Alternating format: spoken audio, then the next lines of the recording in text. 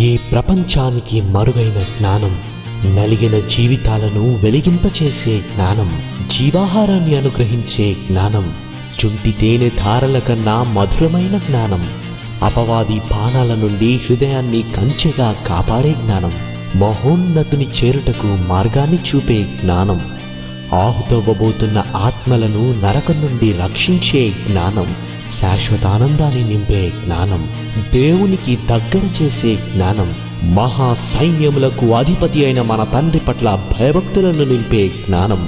ఈ జ్ఞానాన్ని మీకు అందిస్తున్నవారు ట్రూ విజ్డమ్ మినిస్ట్రీస్.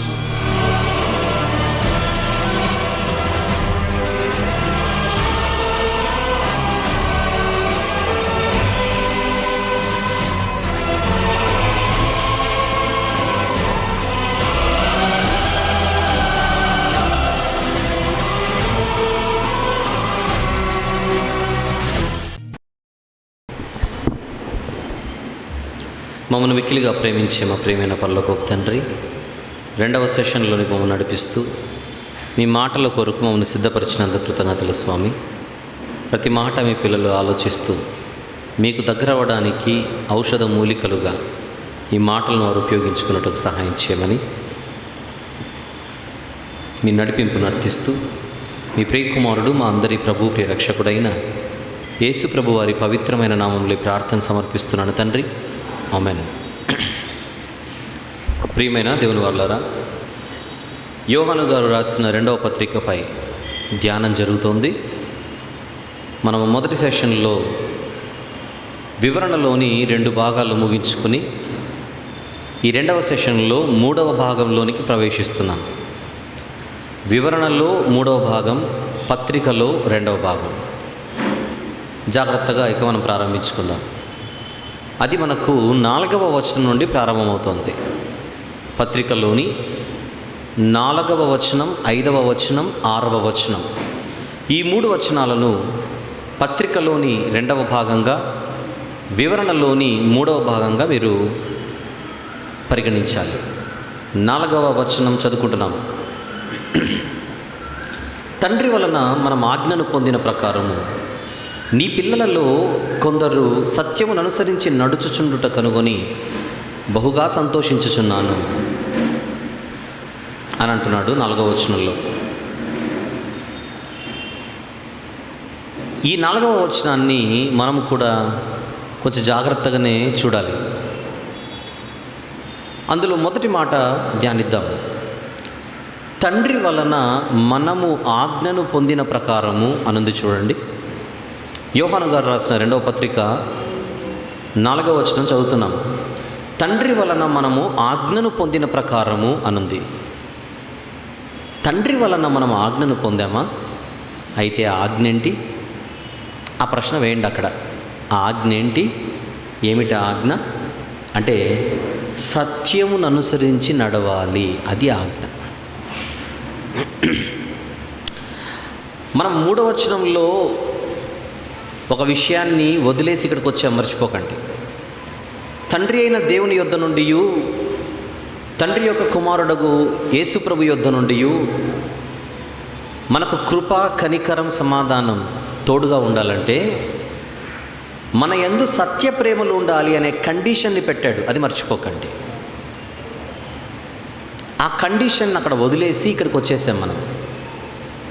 సత్య ప్రేమలు మన యందు ఉంటేనే తండ్రి నుండి, కుమారుని నుండి కృపా, కనికరం, సమాధానం మనకు తోడుగా ఉంటాయా అని అంటే అవును అనే జవాబు పైన వచ్చింది. దానిని మనసులో పెట్టుకొని ఇప్పుడు 4వ వచనం మళ్ళీ చదివితే తండ్రి వలన మనము ఆజ్ఞను పొందామట. మనము అంటే ఆ రోజుకి యోహాను గారితో పాటు ఈ పత్రిక ఎవరికైతే రాస్తున్నాడో వారు, యోహాను గారితో పాటు వెనకలున్న వాళ్ళు అని అనుకున్నా, ఈరోజు మనము అన్న ఆ పదంలో మన పేర్లు కూడా ఉన్నాయని మర్చిపోకండి.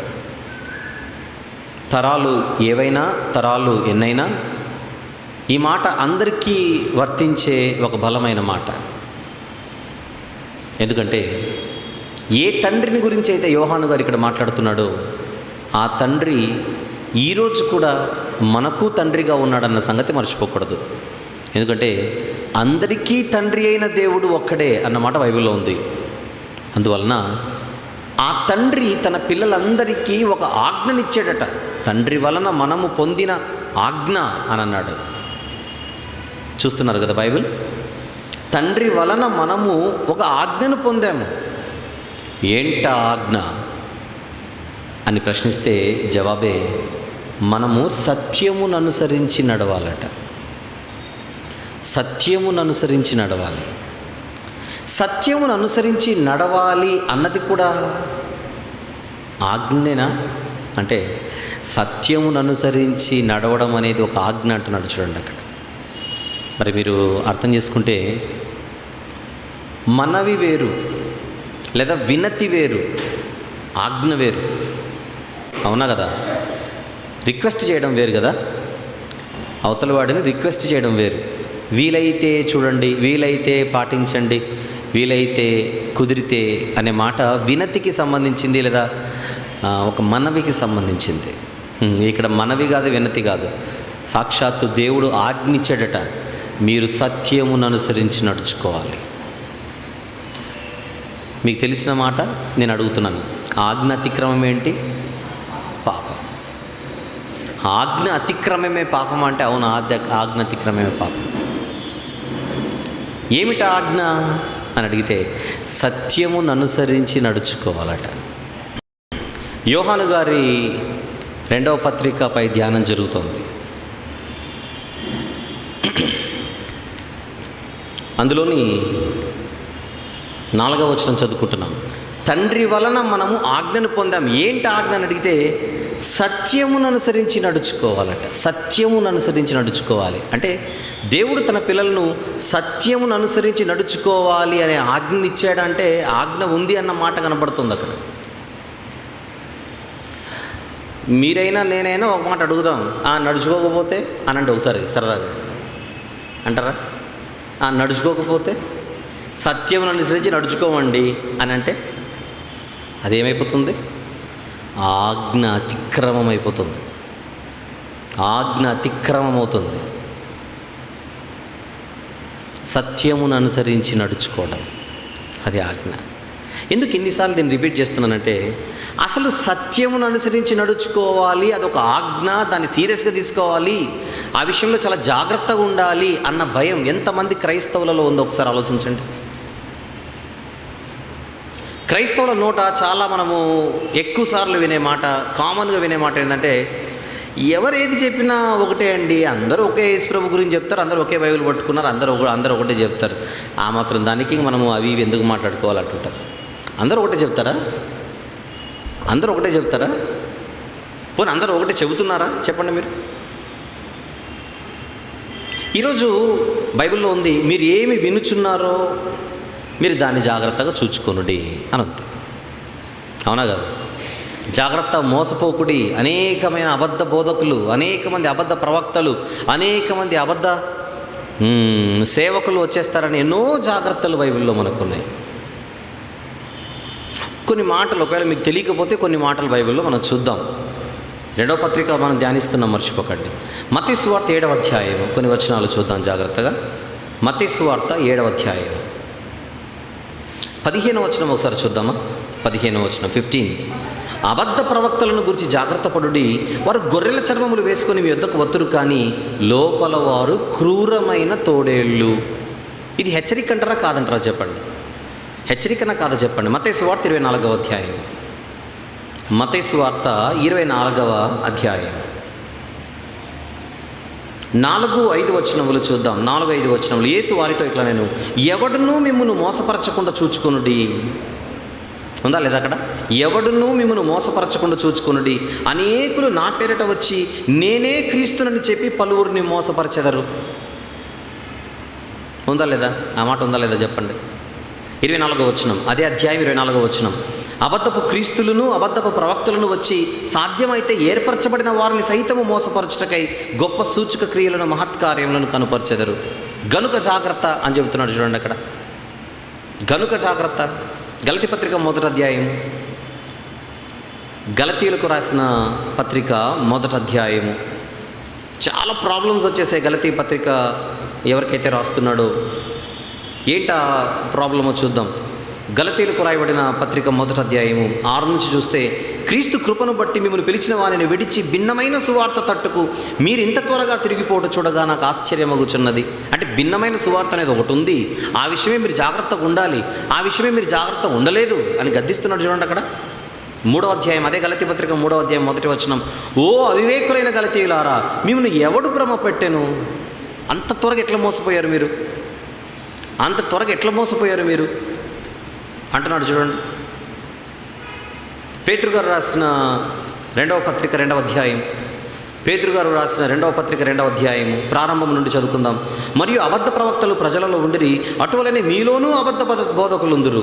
వీరు తమ్మును కొనిన ప్రభువును కూడా విసర్జించుచు తమకు తామే శీఘ్రముగా నాశనము కలుగు చేసుకొనొచ్చు నాశనకరమగు భిన్నాభిప్రాయములను రహస్యముగా బోధించుదురు. జాగ్రత్తలు కాదు ఇవన్నీ చెప్పండి, అవునా కదా చెప్పండి, జాగ్రత్తలా కాదు చెప్పండి.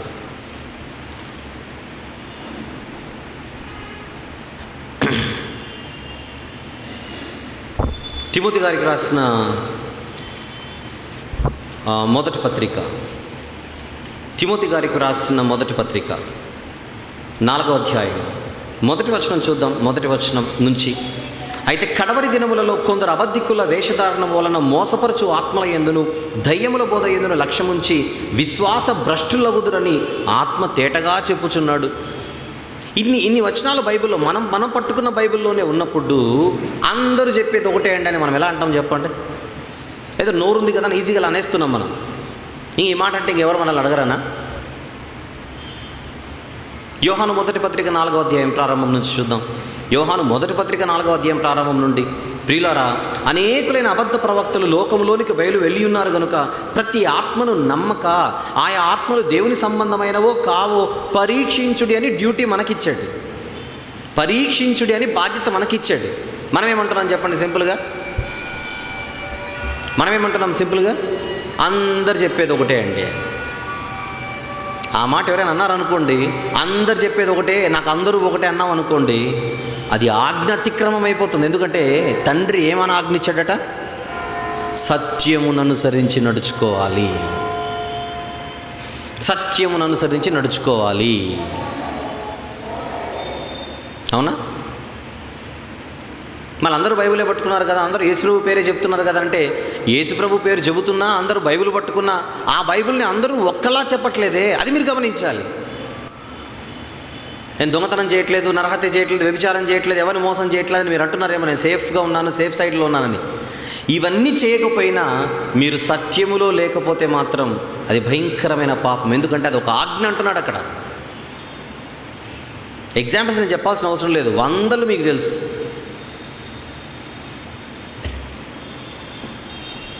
ఒక ఎగ్జాంపుల్ చెప్తాను, అన్నీ వద్దు కానీ.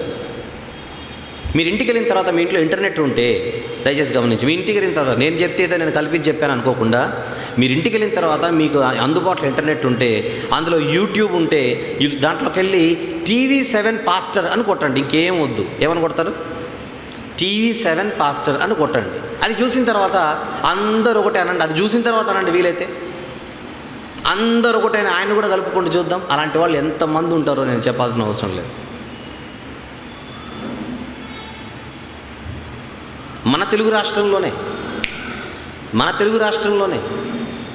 అది ఎక్కడదో కాదు, మళ్ళీ తెలుగు రాష్ట్రమే. అంటే ఇంటర్నెట్ లేని వాళ్ళకు మళ్ళీ ఏంటో తెలియదు కనుక వాళ్ళకి ఎగ్జాంపుల్ చెప్తాను. ఆయన గారికి ఒక చర్చ్ ఉంది, దగ్గర ఒక 3000 మంది వస్తారు, రైటా? మరి ఆయన చర్చిలోకి రావాలంటే ఎలా ఉంటుందో చెప్పిన పరిస్థితి. మీరు క్రైస్తవేతరుల ఆచారాలు కొద్దిసేపు ఆలోచిస్తే, పెళ్లి కొడుకు పెళ్లి కూతురు వచ్చేటప్పుడు డప్పులు కొట్టుకుంటూ ఊరేగింపు చేసుకొని వస్తారు కదా, చూసారా? ఆ విధంగా ఆయన చర్చిలోకి రావాలంటే అలాంటి ఊరేగింపు, భయంకరమైన డప్పులు. ఎవరికైనా సెల్ ఫోన్ ఉంటే అందులో యూట్యూబ్ ఉన్నా కూడా ఇప్పుడు టక్కటక్కడ మీకు వినపడిపోతాయి శబ్దాలన్నీ. ఇక ఆయన వచ్చేటప్పుడు కొంతమంది ఏమో బట్టలు పరుస్తారు, కొంతమంది చేతులు పెట్టేస్తారు, ఇఫ్ ఐఎమ్ నాట్ రాంగ్. ఇక వాళ్ళు పరిచిన బట్టలపై నడుచుకుంటూ రావడం, మీకు ఏదైనా తగులుతుందా బైబిల్లో? బట్టలపై నడుచుకుంటూ రావడం. మట్టలాదివారం కరెక్ట్ తీసుకొని ఆయన అప్లై చేసేస్తున్నాడు. బట్టలపై నడుచుకుంటూ రావడం. ఇక ఆయన వచ్చేటప్పుడు ఒక పాట పెట్టేస్తారు. ఏం పాట? అందులో పాట ఏం పాటనో చెప్పనా? హల్లెలూయా హల్లెలూయా. ఎక్కడ విన్నారు ఈ పాట? కరుణామయుడు ఆ పాట. ఇక ఆయన లోపలికి వెళ్ళిన తర్వాత ఎవరైనా ఆ చర్చిలోనికి, మందిరంలోనికి వెళ్ళాలంటే బయట ఒక గంట ఉంటుంది. ఆ గంట కొట్టే వెళ్ళాలి. మీకు వింటుంటేనే ఎలా అనిపిస్తుందో నాకు తెలీదు. ఇక ఈయన లోపలికి వెళ్ళిన తర్వాత ఖచ్చితంగా ఏం చేయాలంటే ఆయనకు పాలాభిషేకము, పూలాభిషేకం 2 చేయాలి. ఆయన కూర్చుంటాడు, పాలు పోస్తారు, తర్వాత పూలు పోస్తారు. ఒకవేళ పూలు వేయడం కానీ పాలు కావడానికి లేట్ అయిందని కూడా అరుస్తాడు ఇక్కడ నుంచి. పూలు ఎవరి దగ్గర ఉన్నాయరా, త్వరగా రండి అంటాడు ఈయన సీరియస్గా. ఇప్పుడు నేను చెప్పినవన్నీ అందులో ఉన్నాయో లేదో ఇంటికి వెళ్ళిన తర్వాత చెక్ చేయండి, లేకపోతే నన్ను అడగండి. ఎవరైనా చూసారు ఇంతకుముందు? ఎవరైనా చూసింటే చేయొద్దండి. అదే అక్కడ అందరూ చూసిన వాళ్ళే, నేనే అబద్ధాలు చెప్పట్లేదు. ఇప్పుడు మిమ్మల్ని అడుగుతున్నాను, ఇది బైబిల్ ప్రకారంగా కరెక్టా చెప్పండి. మీకు మీ మనసుకి ఎలా అనిపిస్తుందో చెప్పండి.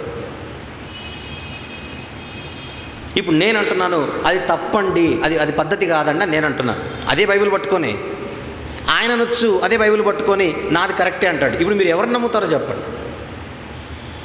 బైబిల్ని పట్టుకొని అది తప్పు అని ఖండిస్తున్న నన్ను నమ్ముతారా?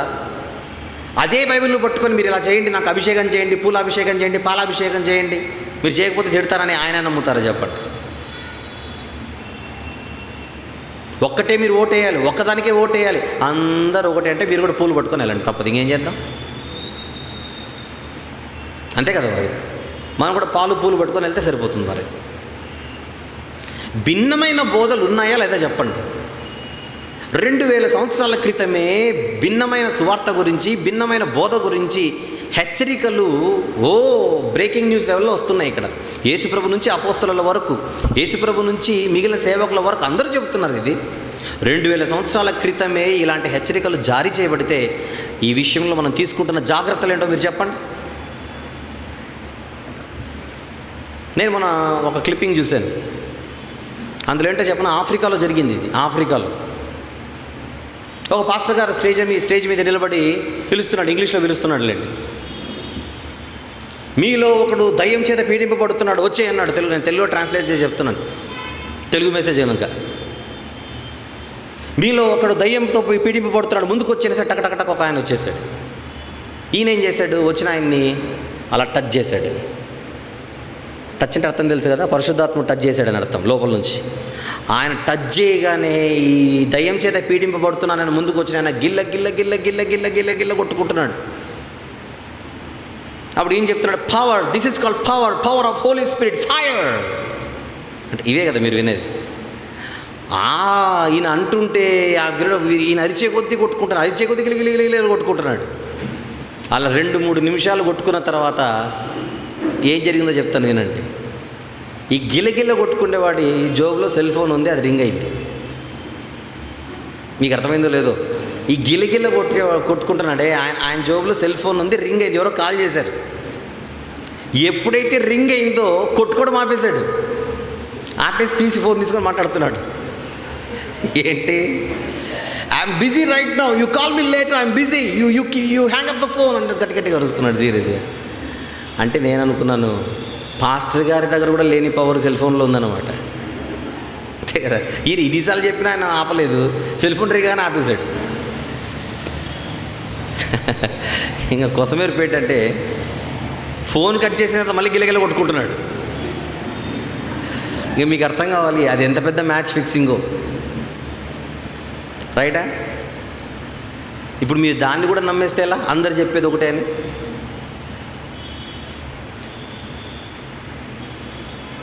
జాగ్రత్తగా ఉండాలా లేదా చెప్పండి. సత్యములో మనం ఉంటేనే దేవుని కృపా కనికరం సమాధానం మనకు తోడుగా ఉంటుందన్నాడు పైన 3వ వచనంలో.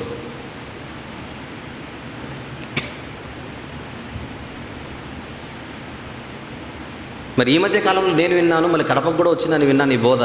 పరలోకంలో మనకు మమ్మీ కూడా ఉందని. అవునా? పరలోకంలో మనకు ఎవరున్నారు? మమ్మీ కూడా ఉందంటే డాడీ ఉన్నప్పుడు మమ్మీ ఎలా ఉండదండి అని అడుగుతున్నారు ప్రశ్న. ఏమందాం మరి? అదే బైబిల్ పట్టుకొని ఒప్పేసుకుందామా మరి? మీరు ఎప్పుడైనా ప్యారడైజ్ బిర్యానీ అని విన్నారా? హైదరాబాద్లో వినే ఉంటారు, సికింద్రాబాద్లో ఉంటుంది అది ప్యారడైజ్ బిర్యానీ. కరెక్ట్గా ప్యారడైజ్ హోటల్కి దగ్గర వాళ్ళకి పెద్ద ఆఫీస్ ఉంది, మమ్మీ ఆఫీస్ అది. అంటే పరలోకంలో యెహోవా దేవునికి భార్య ఉంది, అది కాన్సెప్ట్. ఒప్పుకుందామా మళ్ళీ? అదే బైబిల్ పట్టుకొని ఒప్పేసుకుందామా మళ్ళీ? గలతీ పత్రికలో ఒక మాట ఉంటుంది, ఏమని? ఆ యెరూషలేము మనకు తల్లి అనగానే అదో పరలోకంలో మనకు తల్లి ఉంది అనేసి. ఏది రూపకాలంకారంగా చెప్పబడిందో, ఏది అక్షరార్థంగా చెప్పబడిందో నీకు అర్థం కాకపోతే ఎలా?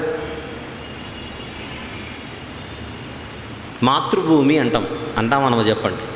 మాతృభూమి అంటే అర్థం ఏంటి? నా సొంత దేశం అని అర్థం. మాతృభూమి అంటే అర్థం ఏంటి? సొంత దేశం. మాతృభాష అంటాం. మాతృభాష అంటే అర్థం ఏంటి? మన సొంత భాష అని. పైనున్న యెరూషలేము మనకు తల్లి అంటే పరలోక మన స్వదేశం అని అర్థం, సొంత దేశం. మన పౌరస్థితి ఎక్కడుంది బైబిల్ ప్రకారంగా చెప్పండి? పరలోకమందు ఉంది. ఆ పరలోకమే మన స్వదేశం, అది కాన్సెప్ట్ ఆయన చెప్పే ప్రయత్నం. దాన్ని తీసుకొని వచ్చి ఎక్కడ తెలిసిన అదో తల్లి అంటున్నాడు కదా, మమ్మీ ఉంది పరలోకంలో, మనకు మమ్మీ ఉంది. వాట్స్ యువర్ మదర్ టంగ్ అన్నాం అనుకోండి, what is your answer? Telugu అయితే తెలుగు, హిందీ అయితే హిందీ, కన్నడ అయితే కన్నడ, ఇంగ్లీష్ అయితే ఇంగ్లీష్. నువ్వు దాన్ని లిటరల్గా తీసుకున్నావు అనుకోండి, tell me your mother tongue, show me your mother tongue, tell me your mother tongue అన్న అంటే ఇంక నువ్వు అమ్మ దగ్గరికి వెళ్ళి 4 ఫోటో తీసుకొని వచ్చి చూపించకూడదు మదర్ టంగ్ అని. లిటరల్గా తీసుకుంటే అలానే ఉంటుంది. ఆ ఎక్స్ప్రెషన్స్ నీకు అర్థం కాకపోతే ఎలా?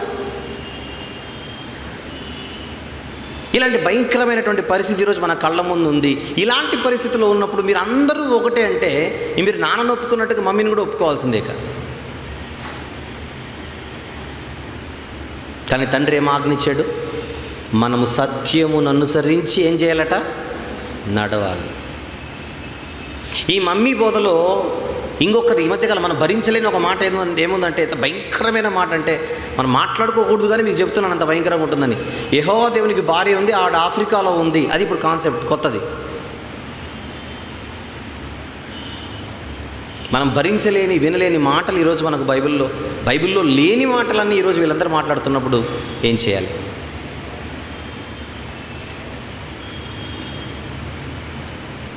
ఈ మధ్య కాలంలో ఇంకొక ఆయన వచ్చారు, ఆయన చనిపోయాడులేండి. ఈ మధ్యకాలం చనిపోయాడు, కొద్ది సంవత్సరాలు లేదు చనిపోయి. వాళ్ళందరూ ఏమన్నారంటే ఈ మధ్య కాలంలో మొన్న చనిపోయిన ఆయనే యేసుక్రీస్తు, ఆయనే యేసుక్రీస్తు. అందుకు వాళ్ళ ప్రేయర్ కూడా యేసుప్రభు నామంలో అన్నారు. ఈయన పేరు చెప్పి పెడతారు, ఈయన నామంలో.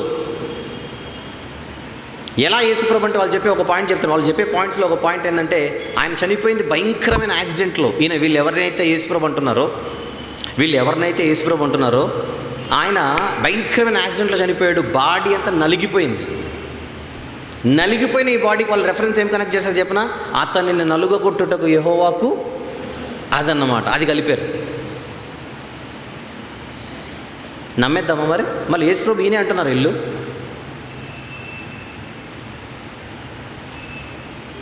ఎక్కడుంది? అందరూ ఒకటే ఎక్కడ చెప్తున్నారని నేను అడుగుతున్నాను మిమ్మల్ని ఆధారాలతో సహా. ప్రియమైన దేవుని వారలారా, దేవుడు బైబిల్ ఇద్దరి చేతికి ఇచ్చాడు. చెప్పేవాడికి చేతికి ఇచ్చాడు, చెప్పండి, వినేవాడికి చేతికి ఇచ్చాడు. మీరేమి వినుచున్నారో మీరు జాగ్రత్తగా చూసుకోవాలి. ఎవరో ఏదో చెప్పారు కదా అని నమ్మేస్తే రేపొద్దున పరలోకం మీకు రాకపోతే వీళ్ళు వచ్చి రికమెండేషన్లు ఇస్తే రికమెండేషన్లు పనికిరావు. ఇందాక మత్తయి సువార్త 7లో చూపించాను, తర్వాత కిందికి వచ్చిన చదవండి. ప్రభువా ప్రభువా అని పలుకు ప్రతివాడు పరలోక రాజ్యంలో ప్రవేశింపలేడు, కానీ పరలోకమందున నా తండ్రి చిత్త ప్రకారము చేయువాడే పరలోకంలో ప్రవేశించిన. ఆ దినమున అనేకులు వచ్చి ఏమంటారు అంటే ప్రభుతో, ప్రభువా నీ నామమున దయ్యములను వెళ్ళగొట్టలేదా, ఇంకా నీ నామమున ప్రవచింపలేదా, నీ నామమున అద్భుతములు చేయలేదా అంటే యేసుప్రభు అనేది, అక్రమము చేయువారులారా నా యొద్ద నుండి పొండి, మీరు ఎవరో నేను ఎరుకను. మీరు అక్రమంగా పనిచేశారు, క్రమంగా పని చేయలేదు.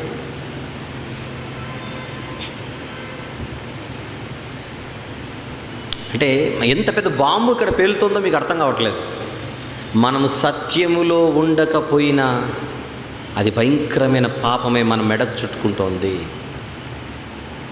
మోసపోకుడి మోసపోకుడి మోసపోకుడి మోసపోకుడి ఎన్ని జాగ్రత్తలు చెప్పాడు. విచిత్రం ఏంటంటే దేవుడు చెప్పే జాగ్రత్తలు మనకెందుకో త్వరగా మైండ్కి ఎక్కవు. డాక్టర్ చెప్పాడు అనుకోండి, అవి త్వరగా ఎక్కుతాయి. అమ్మ నీకు షుగర్ వచ్చింది, నువ్వు ఇక స్వీట్లు మానే, అంతే మానేస్తాం. ఎందుకంటే డాక్టర్ చెప్పాడు. మరి దొంగలు తిరుగుతున్నారు, కొంచెం మీరు తలుపులు తాళాలు వేసుకోండి అని పోలీసులు హెచ్చరికలు ఇచ్చారనుకోండి, వేసుకుంటామా లేదా? అమ్మ పోలీసు గారు చెప్పారు జాగ్రత్తలు. మరి తుఫాన్ రాబోతోంది ఏమన్నారు అక్కడ? తీర ప్రాంతంలో ఉండేటువంటి వాళ్ళందరూ ఏం చేయాలట? ఖాళీ చేయండి. చేస్తారా చేయరా జాలర్లందరూ? వాతావరణ శాఖ చెప్పింది. మరి అది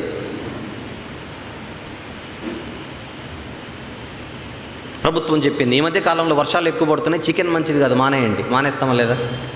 బర్డ్ ఫ్లూ ఒకటి వచ్చేసింది. రైల్వే స్టేషన్లో ఉన్నప్పుడు జేబు దొంగలు ఉన్నారు జాగ్రత్త అనగానే మన చేతులు ఎక్కడికి పడతాయి చెప్పండి? న్యాచురల్గా జేబు దగ్గరికి వెళ్ళిపోతాయి. చూడండి, అమ్మ ఉన్నాయా లేదా, సెల్ ఫోన్ ఉందా లేదా అని చూస్తుంటా. చివరికి గేటు ముందు కుక్కలు ఉన్నాయి జాగ్రత్త అన్న తర్వాత ఆగమా చెప్పండి? ఎవరు ఏ జాగ్రత్తలు చెప్పినా జాగ్రత్తగా పాటిస్తామే మనం? ట్రాన్స్ఫార్మర్కి బొమ్మ వేస్తాడు డేంజర్ అని, అన్న తర్వాత వెళ్ళి టచ్ చేస్తామా చెప్పండి? చెయ్యి. మనుషులు చెప్పే ఏ జాగ్రత్తలైనా మనకు అర్థమవుతున్నాయి, కానీ దేవుడు చెప్పే జాగ్రత్తలు, దేవుని వాక్యం చెప్పే జాగ్రత్త మనం అస్సలు పట్టించుకోవట్లేదు. చూడండి, లైట్గా తీసుకుంటున్నాం, అంతే లైట్గా తీసుకుంటున్నాం.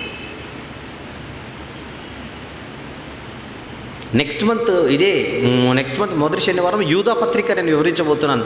అక్కడ రండి, ఎన్ని భయంకరమైనటువంటి నిజాలు యూదా గారు మాట్లాడతారో మీరు విందురు. కానీ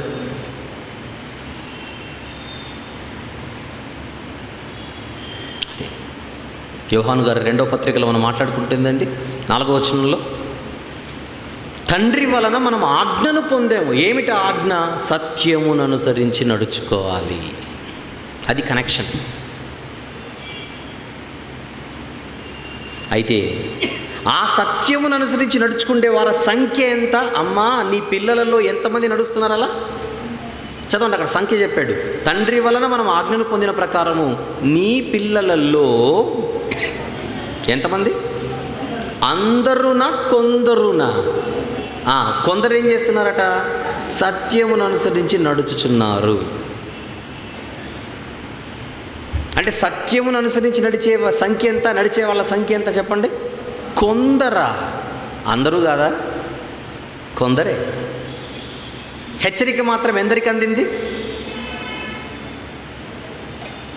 హెచ్చరిక అయితే అందరికీ, పాటించేది మాత్రం కొందరే. ఆ రోజు నుండైనా ఈ రోజు వరకు సత్యమును అనుసరించి నడిచే వారి సంఖ్య ఎంత? కొంతమందే. అసత్యంలో ఉండే వాళ్ళ సంఖ్య ఎంతో ఇంకా చెప్పేయండి. కొందరు సత్యంలో ఉంటే ఎందరు అసత్యంలో ఉన్నారో చెప్పండి? ఎందరో అసత్యంలో ఉన్నారు, కొందరే సత్యంలో ఉన్నారు. అంటే సత్య అభిమానులు కొంతమంది అన్నమాట. ఈ లెక్క ప్రకారంగా సత్య అభిమానులు ఎంతమంది? కొంతమంది. ప్రభు బల్ల ఎంత పవిత్రమైంది మాట చెప్పండి? ప్రభు బల్ల పవిత్రమైందా కాదా చెప్పండి? ప్రభు బల్లలోని పరమార్థం వింటే రొట్టె మీద చెయ్యి వేయడానికి గజగజలాడతాయి, చెయ్యి వణకాలి. అలాంటి పవిత్రమైనదే ప్రభు బల్ల, అందులోని రొట్టె, అందులోని పానీయం. హైదరాబాద్లో ఒక కాంగ్రిగేషన్ ఉంది, పెద్ద కాంగ్రిగేషన్, పెద్ద గేట్ ఉంటుంది. గేట్ ఓపెన్ చేయగానే స్నాక్స్ లాగా పెట్టింటారు రొట్టె ద్రాక్షరసం. అక్కడ స్నాక్స్ లాగా అంటే అర్థం ఏంటో చెప్పమంటారా? ఎవరైనా తీసుకోండి, తాగుబోతైనా తీసుకోవచ్చు, తిరుగుబోతైనా తీసుకోవచ్చు, తిట్టుబోతైనా తీసుకోవచ్చు, ఏ బోతైనా తీసుకోవచ్చు. ఎందుకు అని మీరు అడిగారు అనుకోండి, యేసు రక్తం అందరికీ కావాలి, అందరూ తాగు. ఏమన్నా బాగుందా కాన్సెప్ట్? ఆయన అందరి కోసం శరీరం విరిచాడు, అందువల్ల అందరూ రొట్టె తినండి.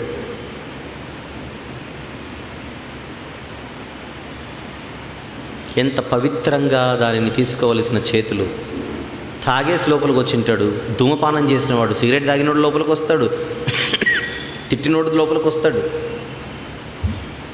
బూతులు మాట్లాడినవాడు లోపలికి వస్తాడు.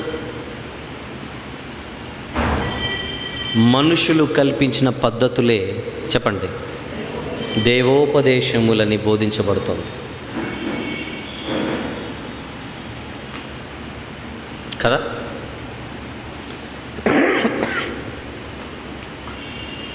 ఎందరో ఎందరో ఎందరో అసత్యంలో ఉన్న వాళ్ళ సంఖ్య ఎంత? ఎందరో. కానీ సత్యమును అనుసరించి తండ్రి వలన మనం ఆజ్ఞను పొందిన ప్రకారము నీ పిల్లలలో కొందరు అన్నాడు. సత్యమును అనుసరించి నడుచుకునుట కనుగొని బహుగా కనుగొని అనే మాట చూస్తే మరి అపోస్తలుడైన యోహాను గారు ఎవరెవరు సత్యంలో ఉన్నారా అని వెతుకుతున్నాడు. కనుగొనడం ఎప్పుడు జరుగుతుంది? వెతికితే కనుగొంటారా, వెతకపోతే కనుగొంటారా చెప్పండి. అంటే వీళ్ళ చూపులన్నీ ఎక్కడున్నాయి? ఎవరెవరు సత్యంలో ఉన్నారు, ఎవరెవరు సత్యంలో ఉన్నారు ఇన్ఫర్మేషన్ తీసుకుంటున్నారు. సర్వే చేస్తే సత్యంలో ఉన్న వాళ్ళు కొందరేట.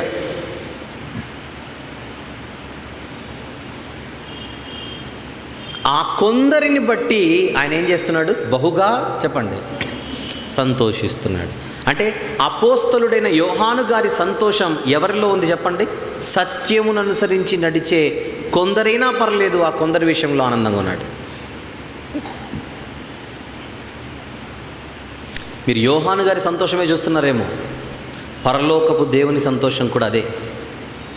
ఆయన ఆజ్ఞను పాటించే వారి విషయంలోనే ఆయన ఆనందిస్తాడు. సత్యమును అనుసరించి నడుచుకోవడమే ఆయన ఆజ్ఞ అయితే, ఆ ఆజ్ఞను పాటించే వారి విషయంలోనే దేవుడు ఆనందిస్తాడు.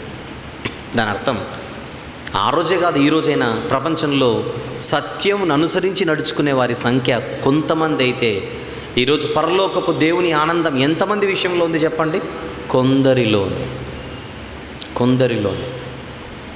దేవుడు కొంతమంది విషయంలోనే ఆనందంగా ఉన్నాడు, అందరి విషయంలో లేడు. కానీ ఆయన కోరిక మాత్రం తెలుసా? కోరిక ఏంటో తండ్రిది? మనుషులందరూ రక్షణ పొంది చెప్పండి తర్వాత సత్యమును గూర్చిన అనుభవ జ్ఞానము పొందవాలని దేవుడు ఇచ్చయించుచున్నాడు.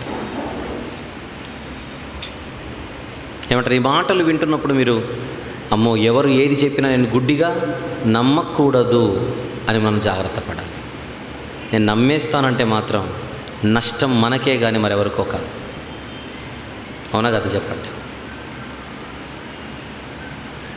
2 రోజుల క్రితం నేను న్యూస్ చూస్తుంటే కడప జిల్లాకు చెందినటువంటి ఒక స్త్రీ గురించి నేను న్యూస్ చదివాను. ఆవిడ ఒక స్వామిని నమ్మింది. ఏ స్వామి? ఆ స్వామి గొడుగు స్వామి. చూసారా మీరు? విన్నారా? కడపనే, కడప జిల్లానే. ఎంతమంది విన్నారో చేయొద్దండి. మన కడపే. గొడుగు స్వామి 12 లక్షలు ఇచ్చిందట ఆవిడకి, ఆ స్వామికి 12 లక్షలు. దేనికి అంటే మీ భూమిలో డైమండ్లు ఉన్నాయని చెప్పాడు. మీ ల్యాండ్లో ఏమున్నాయట? డైమండ్లు. నేను చూపిస్తానని చెప్పేసి డబ్బంతా తీసుకున్నాడు. తీరా భూమి దగ్గరికి వెళ్ళేసరికి ఒక చోట నిలబడి మీరెవరి దగ్గరకు రాకండి అన్నాడు. పాపం ఏమైనా అవుతుందేమో వాళ్ళు దూరం ఉన్నారు. ఆల్రెడీ తెచ్చుకున్న రంగురాళ్ళు తీశాడు బయటికి. రంగురాళ్ళు తీసి ఏదో ఇక్కడ నుంచి భూమిలో నుంచి గెలికినట్టుగా గెలికి తీసి డైమండ్లు దొరికి ఆయన చేతికి ఇచ్చాడు. ఇవి అమ్ముకొని మీరు కోటీశ్వరులు కండి అన్నాడు. కాకపోతే 2 నెలల వరకు అమ్మకండి అని చెప్పాడు. కండిషన్ అది, 2 నెలల వరకు అమ్మకండి అని చెప్పాడు. అప్పుడు వచ్చింది ఇలా డౌట్. అమ్ముకోవడానికి ఎప్పుడైనా అమ్ముకోవచ్చు. 2 మంత్స్ ఉంది ఏమంటే 2 మంత్స్లో చెక్కేద్దామని ఇతను ఇంకొక 4 లక్షలు లాగి 12 లక్షలట. వాళ్ళకి డౌట్ వచ్చి అప్పుడు తీసుకొని వెళ్తే ఈ రంగురాళ్ళమ్మ డైమండ్లు కాదని చెప్పారు. మోసపోయింది. అది నేను చెప్పేది, మోసపోయింది. మనం జాగ్రత్తగా లేకపోతే మోసం చేసేవాడు మనకు దగ్గరలోనే ఉంటాడు. రాళ్ల విషయంలో మోసపోయినా వాక్యం విషయంలో మోసపోకూడదు కదా. వాక్యం విషయంలో మోసపోకూడదు. ఇప్పుడు బాధితురాలు ఎవరు? ఆవిడే. ఎంత పరిస్థితి. అందువలన మనం జాగ్రత్త పడదాం. నేను మోసపోతే ఎవరికి నష్టం అంటే మీకే నష్టం. డైమండ్ల కోసం ఆశపడ్డ నష్టం ఎవరికి? మోసపోయిన ఆవిడికే నష్టం. మోసపోతే ఎవరికి నష్టం అంటే మోసపోయిన వాళ్ళకి నష్టం. దేవుడు ఆజ్ఞించి దాన్ని పాటించకపోతే దేవుడు అస్సలు ఊరుకోడు. అది మీరు గమనించాలి. పండు తినకు అని అన్నాడు, తిన్నారు. తిన్నందుకు ఎంత సీరియస్ అయ్యాడంటే అయ్యాడంతే. ఆజ్ఞ అతిక్రమం అది, పండు తిన్నందుకు కాదు. తినవద్దని చెప్పిన పండును తిన్నందుకు ఆయన అంత సీరియస్ అయితే, సత్యములో ఉండమని చెప్పిన తర్వాత నువ్వు భయం లేకుండా అసత్యంలో ఉన్నావు, ఏంటి సంగతి అని అడుగుతాడు.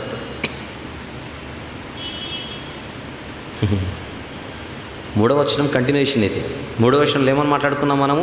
సత్య ప్రేమలు మన యందు ఉండగా తండ్రి అయిన దేవుని యొద్ద నుండి, ఆయన కుమారుడైన యేసుక్రీస్తు యొద్ద నుండి కృపయు కనికరమును సమాధానమును మనకు తోడుగా ఉంటాయి. ఈ మూడు మనకు తోడుగా ఉండాలంటే మనం ముందు సత్యంలో ఉండాలి. అది ఆజ్ఞ అని చెబుతున్నాడు 4వ వచనం. అది 3వ వచనాన్ని మనసులో పెట్టుకొని 4 చదవాలి. అది ఆజ్ఞ, రైటా? 5వ వచనం అంతా దేనికోసం చెప్పండి? సత్యం కోసం. ఇక 6వ వచనంకి వెళ్దాం. క్షమించండి, 4వ వచనం అంతా సత్యం కోసం. 4వ వచనం అంతా సత్యం కోసం. 5వ వచనంకి వెళ్దాం. కాగా అమ్మ అంటే ఎవరో చెప్పాను కదా, ప్రారంభంలో చెప్పాను. స్త్రీ కావచ్చు, సంఘం కావచ్చు, స్త్రీకి అవకాశాలు ఎక్కువగా ఉన్నాయని చెప్పాను. అమ్మ, క్రొత్త ఆజ్ఞ నీకు వ్రాసినట్టు కాదు, కానీ మొదట నుండి మనకు కలిగిన ఆజ్ఞనే వ్రాయచ్చు. మనము ఒకరినొకరము ప్రేమింపవలెనని నిన్ను వేడుకొనుచున్నాను అన్నాడు. అమ్మో, ఇక్కడ మరొక ఆజ్ఞ తీసుకొని వచ్చాడు. ఇది మరొక ఆజ్ఞ. అమ్మా, క్రొత్త ఆజ్ఞ నీకు రాసినట్టు కాదు, కానీ మొదట నుండి మనకు కలిగిన ఆజ్ఞనే వ్రాయచ్చు అంటున్నాడు. ఇక్కడ ఇంకొక ఆజ్ఞ 5వ వచనంలో మరొక ఆజ్ఞ కనపడుతోంది. ఏంట ఆజ్ఞ అని అడిగితే, మనము ఒకరినొకరము ప్రేమింపవలెను. ఇది మరొక ఆజ్ఞ. 4వ వచనం సత్యం గురించి, 5వ వచనం ప్రేమ గురించి, 3వ వచనం సత్య ప్రేమల గురించి. చూస్తున్నారా కాన్సెప్ట్? 3వ వచనం సత్య ప్రేమలు మన యందు ఉండాలి అని ఇప్పుడు విడగొట్టాడు. 4వ వచనం కేవలం సత్యం గురించి మాట్లాడాడు, అదొక ఆజ్ఞ అన్నాడు. 5వ వచనం కేవలం ప్రేమ గురించి మాట్లాడుతున్నాడు.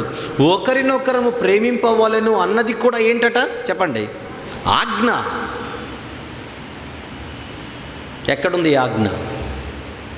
లేవియాకాండం 19వ అధ్యాయం 18వ వచనం. ఎవరైనా వీలైతే తీసి చదవగలిగితే ప్లీజ్.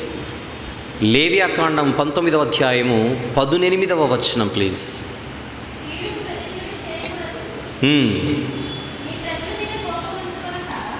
కీడుకు ప్రతి కీడు చేయకూడదు, నీ ప్రజల మీద కోపం ఉంచుకొనక నిన్ను వలె నీ పొరుగువానిని ప్రేమించాలి. అది పాత నిబంధనలోని కాన్సెప్ట్. నీ పూర్ణ హృదయంతో దేవుని ప్రేమించాలి అన్న మొదటి ఆజ్ఞ తర్వాత ఉన్న మరొక ముఖ్యమైన ఆజ్ఞ ఏంటి? నిన్ను వలె నీ పొరుగు వారిని ప్రేమించాలి. కానీ కొత్త నిబంధనకు వచ్చేసరికి శత్రువులను ద్వేషించాలి అనే ఒక భయంకరమైన ద్వేషపూరితమైనటువంటి మెసేజ్ అనేది ప్రజల్లోకి వెళ్ళిపోయింది, ముఖ్యంగా ఈ శాస్త్రులు, పరిసయ్యులు లాంటి వాళ్ళ చేత. అప్పుడు యేసుప్రభు వచ్చి నీ శత్రువులను కూడా ప్రేమించాలి అని చెప్పేశాడు. నీ శత్రువులను కూడా ప్రేమించాలి. ప్రేమ బోధ యేసుప్రభు స్టార్ట్ చేశాడు. అమ్మగారితో చెప్తున్నాడు యోహాను గారు, ఇది క్రొత్త ఆజ్ఞ కాదమ్మా, ఒకరినొకరు ప్రేమించాలి, ఒకరినొకరు ప్రేమించాలనేది కొత్తగా నేను ఇవ్వట్లేదు ఆజ్ఞ, మొదట నుండి మనకున్న ఆజ్ఞనే అన్నాడు అక్కడ. అంతేనా? మొదట నుండి మనకు కలిగిన ఆజ్ఞనే. ఏంటది? ఒకరు ప్రేమ కలిగి ఉండాలి అన్నది మొదట నుండి ఉన్న ఆజ్ఞ. ఎవరిచ్చారు మొదటిది? చూద్దాం. యోహాను సువార్త 13వ అధ్యాయం తీద్దాం. మొదట నుండి ఉన్న ఈ ఆజ్ఞ ఎవరిచ్చారో చూద్దాం. యోహాను సువార్త 13వ అధ్యాయం 34-35 వచనములు చూద్దాం ఒకసారి. 34-35 వచనములు. మీరు ఒకరినొకరు ప్రేమింపవలెనని మీకు క్రొత్త ఆజ్ఞ ఇచ్చుచున్నాను అన్నాడు. చూడండి, ప్రేమ తప్ప మీలో ఇంకోటి కనపడకూడదు అంటున్నాడు అక్కడ. మీరు ఒకరినొకరు ప్రేమింపవలెనని మీకు క్రొత్త ఆజ్ఞ ఇచ్చుచున్నాను, నేను మిమ్మును ప్రేమించినట్టే మీరును ఒకరినొకరు ప్రేమింపవలెను. మీరు ఒకని ఎడల ఒకడు ప్రేమ గలవారైన ఎడల దీనిని బట్టి మీరు నా శిష్యులని అందరూ తెలుసుకొందురు. ఖచ్చితంగా ఒకరినొకరు ప్రేమించాలి. ఇది క్రొత్త ఆజ్ఞ మీకు అంటున్నాడు యేసుప్రభు. ఈ ఆజ్ఞ ఇస్తున్నప్పుడు ఎవరున్నారు ఆ బృందంలో? యోహాను గారు ఉన్నారు. ఈ పత్రిక రాస్తున్న యోహాను గారు డైరెక్ట్గా ఆజ్ఞను పొందాడు. అదే మాట మళ్ళీ మనకు యోహాను సువార్త 15th చాప్టర్లో కూడా కనపడుతుంది. యోహాను సువార్త 15వ అధ్యాయం, ఒకసారి 17వ వచనం చూద్దాం. Verse number 17. మీరు ఒకరినొకడు ప్రేమింపవలెనని ఈ సంగతులను మీకు ఆజ్ఞాపించుచున్నానన్నాడు. చూడండి, ఆజ్ఞ ఏంటి? ఆజ్ఞ ప్రేమించడం అనేది కూడా ఆజ్ఞే. 4వ వచనంలో ఏ ఆజ్ఞ చూసాం మనము? సత్యమును అనుసరించి నడుచుకోవాలి. అది ఆజ్ఞే. ఒకరినొకరు ప్రేమించాలి, ఇది కూడా ఏంటట? ఆజ్ఞ. యేసు ప్రభు చెప్పిన ఈ ఆజ్ఞను తర్వాత భక్తులు తమ పత్రికలలో పదే పదే గుర్తు చేశారు. ఆ వచనాలను కూడా రాసుకుందాం. రోమీలకు రాసిన పత్రిక 13వ అధ్యాయం తీద్దాం. రోమీలకు రాసిన పత్రిక 13వ అధ్యాయం 8వ వచనం చూద్దాం ఒకసారి. రోమపత్రిక 13వ అధ్యాయం 8వ వచనం. ఒకరినొకడు ప్రేమించుట విషయంలో తప్ప మరేమియు ఎవనికిని అచ్చి ఉండవద్దు. పొరుగువానిని ప్రేమించువాడే ధర్మశాస్త్రమును నెరవేర్చినవాడు. అదే మాట రిపీట్ అవుతుంది. అది ఎంత అవసరం లేకపోతే ఆ మాట రిపీట్ అవుతుందో ఆలోచించండి. తెస్సలోనికైలకు రాసిన మొదటి పత్రిక, ఇక్కడ ఒక మాట చూద్దాం. తెస్సలోనికైలకు రాసిన మొదటి పత్రిక 4వ అధ్యాయం 9వ వచనం జాగ్రత్తగా గమనిద్దాం. 9వ వచనం. సహోదర ప్రేమను గురించి మీకు రాయనక్కర్లేదు, మీరు ఒకరినొకడు ప్రేమించుటకు దేవుని చేతనే నేర్పబడితిరి అంటున్నాడు. చూడండి, అదే మాట రిపీట్ చేస్తున్నాడు. అది మీరు గమనించాలి. రైటా? పేతురు గారు ఏమైనా అంటున్నారేమో ఈ ప్రేమ గురించి, సహోదర ప్రేమ గురించి పేతురు గారు తన పత్రికలు ఏమన్నా ప్రస్తావించాడేమో చూద్దాం. తాను రాసిన మొదటి పత్రిక 1వ అధ్యాయం, పేతురు గారు రాసిన మొదటి పత్రిక 1వ అధ్యాయం 23వ వచనంలోని చివరి మాట చూద్దాం. 23వ వచనంలోని చివరి మాట. ఒకరినొకడు హృదయపూర్వకముగాను మిక్కటముగాను ఏం చేయాలట? ప్రేమించాలి. యోహాను గారు రాసిన మొదటి పత్రిక 3వ అధ్యాయం 11వ వచనం చూద్దాం ఒకసారి. యోహాను గారు రాసిన మొదటి పత్రిక 3వ అధ్యాయం 11వ వచనం. మనం ఒకరినొకడు ప్రేమింపవలెననున్నది మొదటి నుండి మీరు వినిన వర్తమానమే కదా అంటున్నాడు. 1 యోహాను 3:11లో. అదే 3వ అధ్యాయము 23వ వచనం చూద్దాం. 23వ వచనం. ఆయన ఆజ్ఞ ఏదనగా ఆయన కుమారుడైన యేసుక్రీస్తు నామమును నమ్ముకొని ఆయన మనకు ఆజ్ఞ ఇచ్చిన ప్రకారము ఒకరినొకడు ప్రేమింపవలెననున్నదియే. ఎందుకు ఇన్ని చూపిస్తున్నాను మీకు?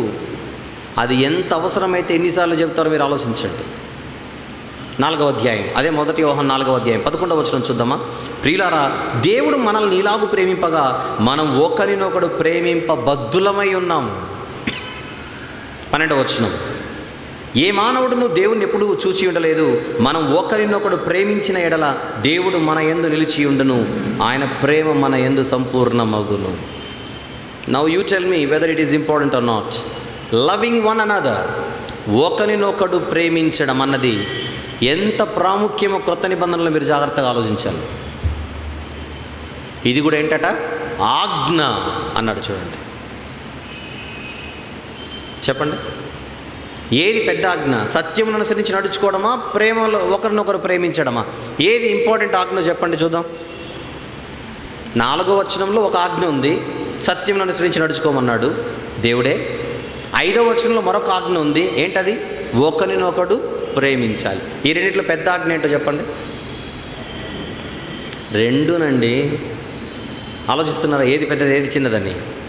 రెండు.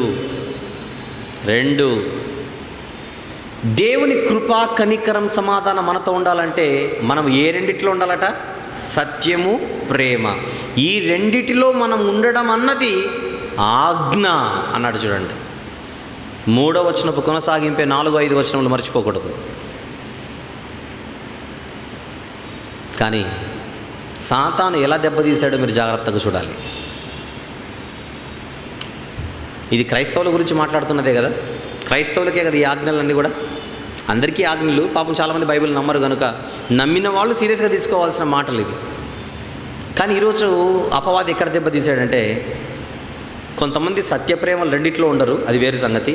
పేరుకు క్రైస్తవులే కానీ సత్యం ఉండదు, ప్రేమ ఉండదు. వాళ్ళ గురించి మనం పక్కన పెట్టేద్దాం. మిగిలిన వాళ్ళల్లో ఎక్కువ మందిని ఏం చేశాడంటే, కొంతమందిని సత్యంలో ఉంటే ఉండనిచ్చాడు, కానీ వాళ్ళలో మాత్రం ఏం కనపడదు? ప్రేమ కనపడదు. సత్యమైతే మాట్లాడతారు, సత్యమనైతే ప్రస్తావిస్తారు, కానీ సత్యానికి ఇచ్చిన ఇంపార్టెన్స్ దేనికి ఎవరు? ప్రేమకి ఎవరు? అందుకే వాళ్ళ గురించి చాలామంది వాళ్ళు 24 గంటలు సత్యం సత్యం సత్యం సత్యం అంటారు, కానీ ప్రేమనే చూపరండి బాబు అంటారు వాళ్ళ గురించి. Very good. అలా దెబ్బతీశాడు కొంతమందిని. కొంతమంది ఏమో ప్రేమను బాగా చూపిస్తారు, మంచి పరిచర్య చేస్తారు, మంచి సేవ చేస్తారు, కానీ పాపం అసలు వాక్యంపై ఏమాత్రం వారికి సరైన అవగాహన, సత్యం అనేది ఏమాత్రం ఉండదు. కొందరు ఉంటే అటైనా ఉంటున్నారు, ఇటైనా ఉంటున్నారు, కానీ రెండిటినీ కలిగి బ్రతికేవారు ఎంతమంది? అది దేవుడు కోరుకుంటున్నాడు. అదే దేవుడు కోరుకుంటున్నాడు.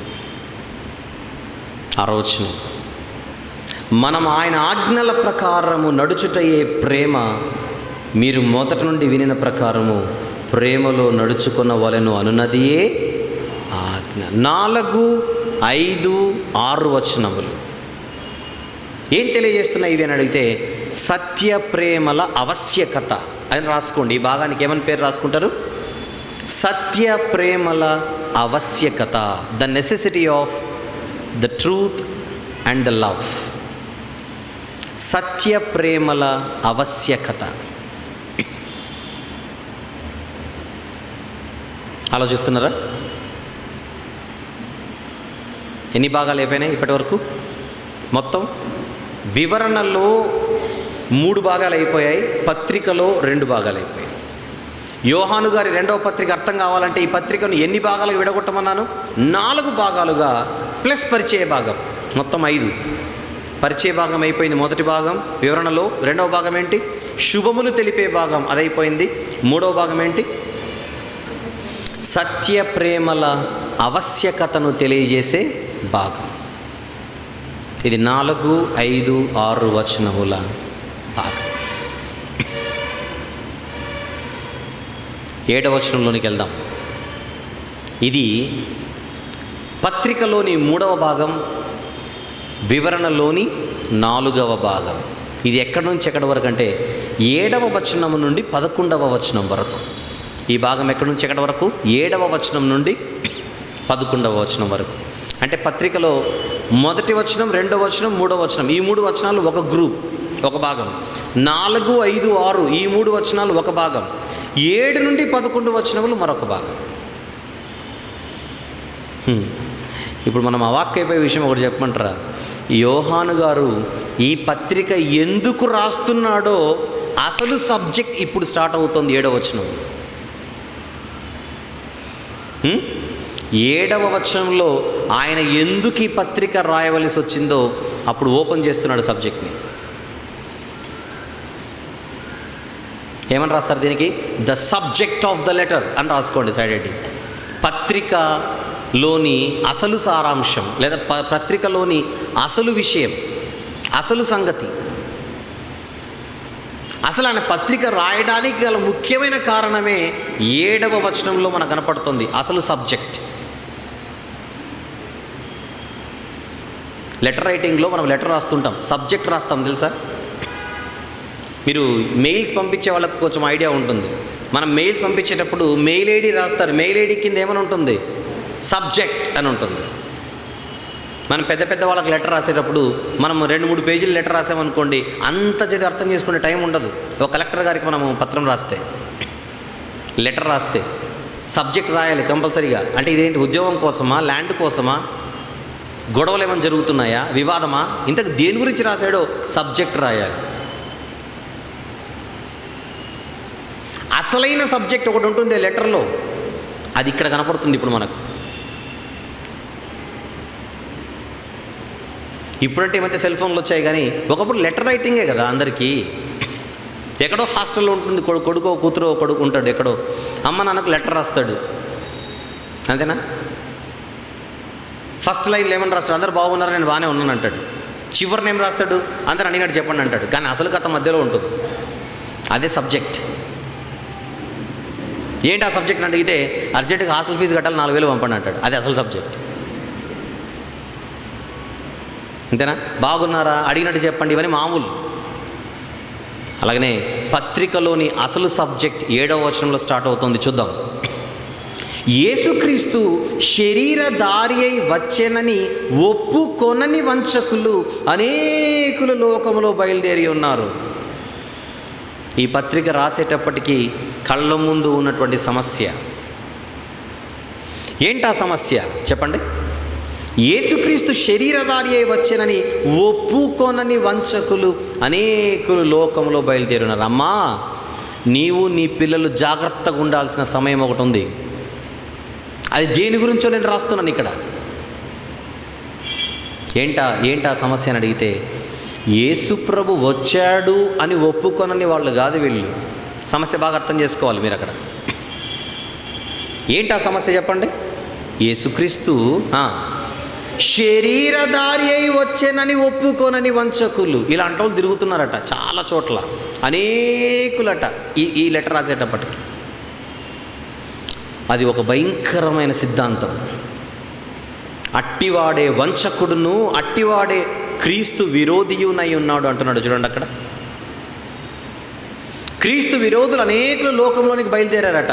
ఎవరా క్రీస్తు విరోధులు అని అడిగితే ఇక్కడ సందర్భంలో చెప్తున్నాడు, యేసుక్రీస్తు శరీరధారి అయి వచ్చెనని ఒప్పుకొనని వంచకులు. ఆ రోజుల్లోనే ఎన్నో భయంకరమైన సిద్ధాంతాలు రోజుకొకటి పుట్టుకొస్తున్నాయి. పారంపర్యాచారాలే, పెద్దల పారంపర్యాచారాలే దైవోపదేశములని బోధించుచు వ్యర్థంగా ఆరాధించే వాళ్ళు ఎంతోమంది ఉన్నారు. ఒకవైపు యూదుల మత సంబంధమైన పారంపర్యాచారాలే ప్రజల మీదికి తీసుకుని వెళ్ళే బృందం ఒకటి ఆల్రెడీ తిరుగుతోంది. క్రీస్తునందు విశ్వాసం కాదు, కొంతమంది ఆల్రెడీ వీలు కాదు, వేరే వాళ్ళు, వేరే బృందం ఒకటి ఉంది. అది యూదా బోధకుల, యూదులలో యూదా జాతికి సంబంధించిన బోధకుల బృందం. వాళ్ళు ఏమని బోధిస్తున్నారు? ఒకవైపు క్రీస్తునందు విశ్వాసం ఉంచితే కాదు రక్షణ, మోషే ధర్మశాస్త్ర ప్రకారంగా సున్నతి చేసుకుంటేనే నీతిమంతులు అవుతారు అని వాళ్ళ మోషే ధర్మశాస్త్రం అని పేరుకు చెప్పి వాళ్ళ పారంపర్యాచారాలను ముందు పెట్టి, అపోస్తలులు సత్యాన్ని బోధించే బోధకులు లేనప్పుడు గలిబిలి చేసే బోధకుల సమూహం ఆల్రెడీ తిరుగుతుంది ఒకవైపు. వాళ్ళతో వీళ్ళకి పోరాటం ఆల్రెడీ. మరి కొంతమంది అంటున్నారు, అసలు పౌలు అనే వ్యక్తి అపోస్తలుడే కాదు. నేను అపోస్తలుడని చెప్పుకుంటున్నాడు కానీ ఆ 12 మంది అపోస్తలు కానీ ఈ 13వ వాడు నేను అపోస్తలుడని చెప్పుకుంటున్నాను, అపోస్తలుడే కాదు. గలతీ పత్రిక మొత్తం అదే, మొదటి 2 అధ్యాయాలు అదే డిఫెన్స్ జరుగుతుంటుంది. ఒకవైపు ఇలాంటి వాళ్ళు తిరుగుతున్నారు. ఇలా ఒక్కొక్క సిద్ధాంతాన్ని పట్టుకొని ఒక్కొక్క చోటికి వెళుతున్న అనేకమైన ఈ అబద్ధ బోధకుల సమూహములో ఒక బృందం తయారైంది. ఆ బృందం ఎవరంట? యేసుక్రీస్తు శరీరధారి అయి రాలేదు. అది వాళ్ళ వాళ్ళ వాళ్ళ వాళ్ళ వాద, వాళ్ళ యొక్క బోధ. శరీరధారి అయి రాలేదు. ఇది ఒక సిద్ధాంతం. ఈ సిద్ధాంతం పేరే డాసిటిజం. మొదటి శతాబ్దంలో ఈ సిద్ధాంతం పుట్టింది. దీనికి మరొక పేరుంది, నాస్టిసిజం అని కూడా అంటారు. నాస్టిసిజం అని కూడా అంటారు. ఇది ఒక సిద్ధాంతం.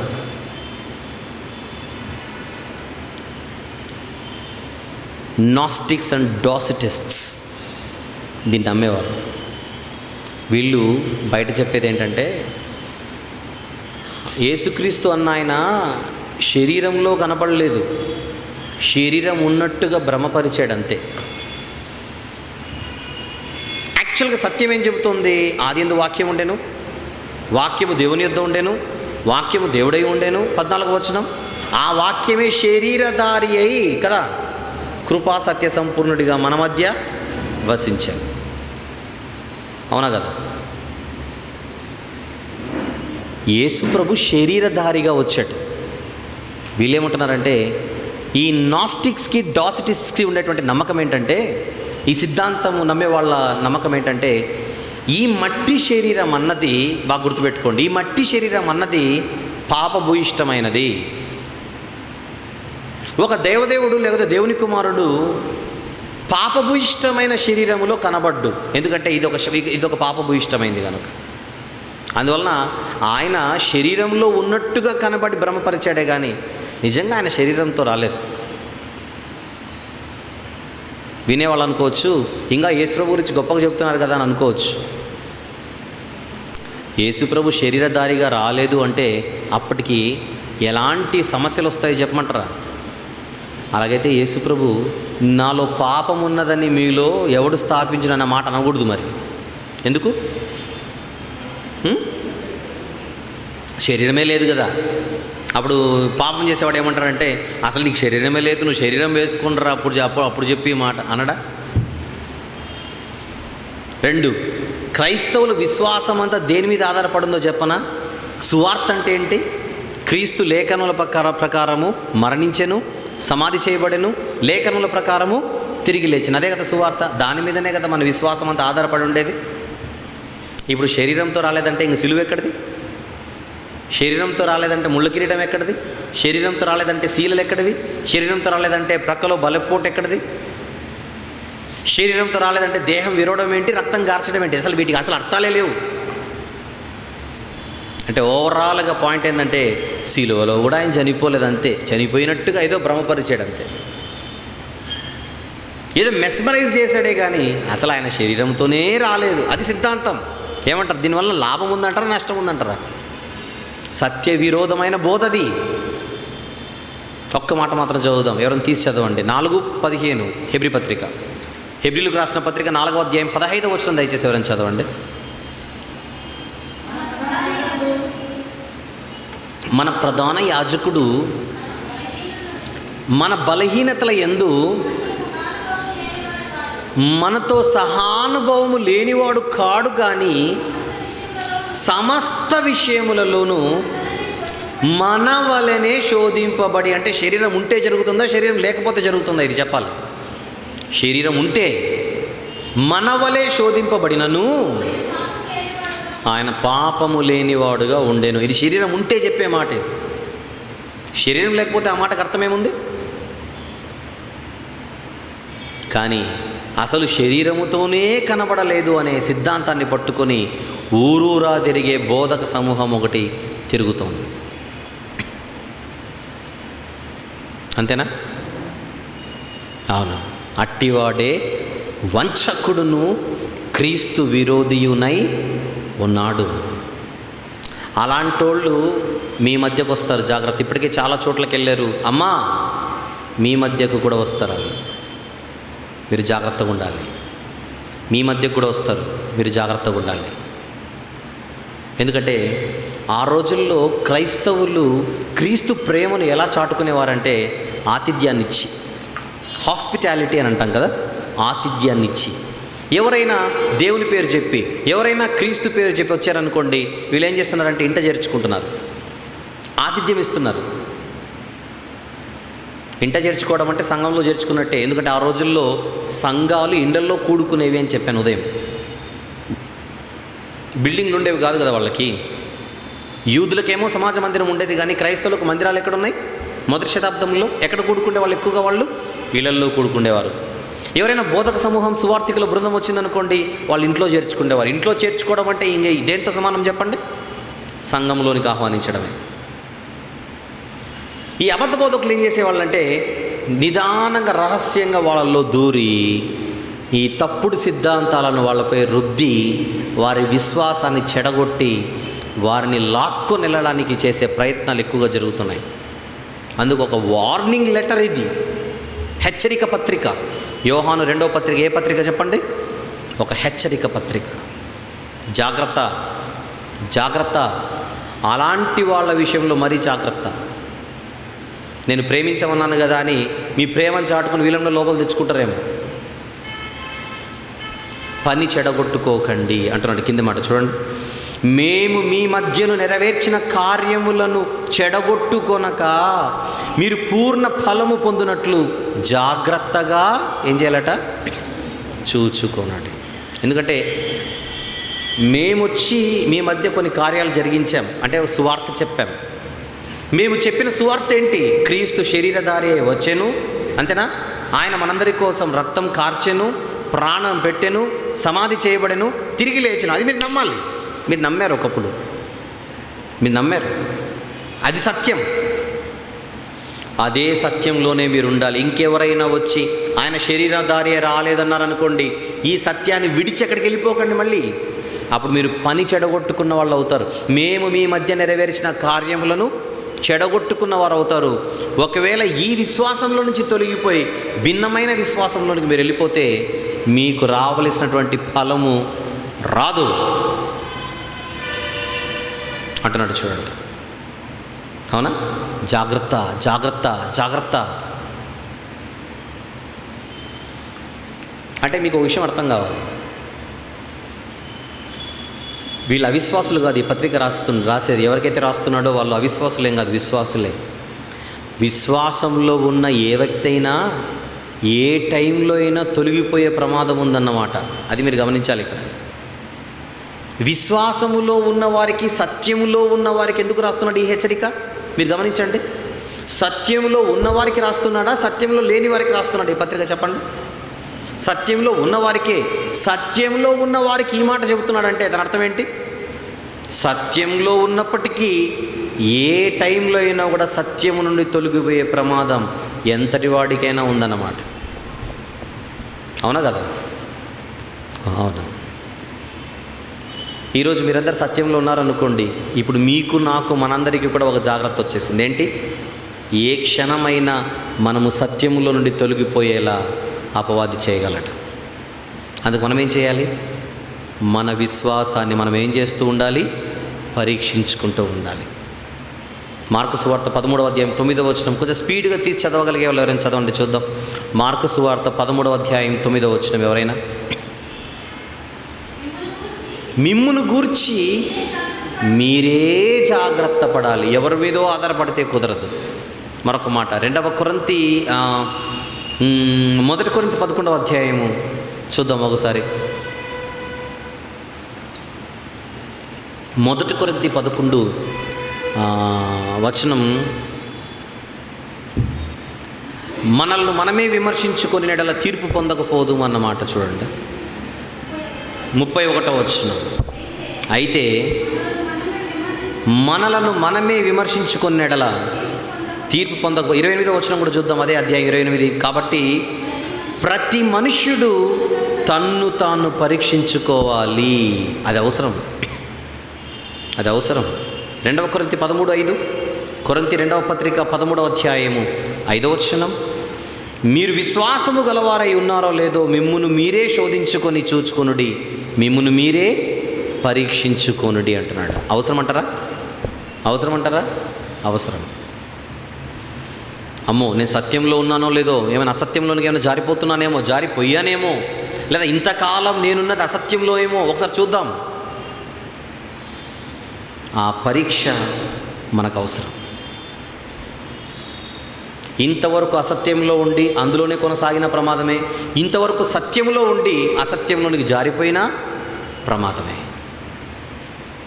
అంతేనా? పని చెడగొట్టుకోకండి అంటున్నాడు. 9వ వచనం.